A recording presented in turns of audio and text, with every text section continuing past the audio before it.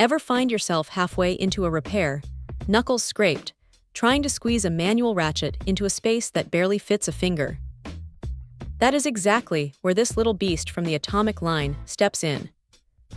It is one of those tools that makes you wonder why you spent so much time doing things the hard way.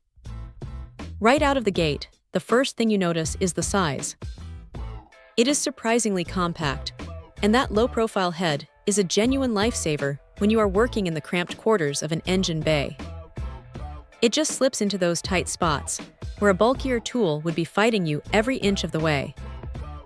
Now, don't let the size fool you into thinking it's just for light duty. It packs a brushless motor that puts out 70 foot-pounds of torque. For a cordless ratchet, that is plenty of muscle to break loose, stubborn fasteners without needing to reach for a breaker bar first. It feels solid in the hand, too. The housing is made from a glass-filled nylon, which is a smart move because it actually stands up to the oils and solvents that usually turn plastic tools into a greasy, degraded mess after a few months in the shop.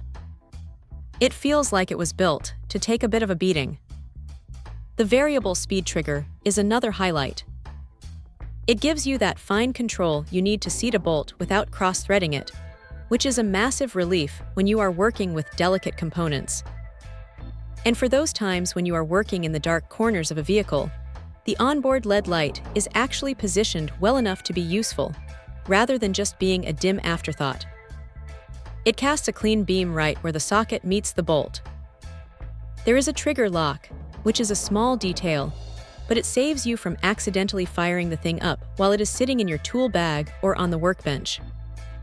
It is a simple safety feature, but it shows they were thinking about how people actually use these things.